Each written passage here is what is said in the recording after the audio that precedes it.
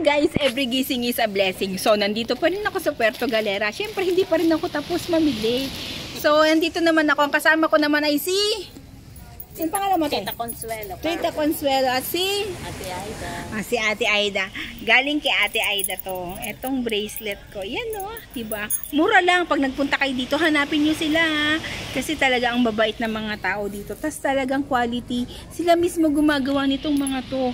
Tapos si ate, sila din ang gumagawa nito. O, hindi na daw kailangan ng asin. Hindi sila nag-aasin.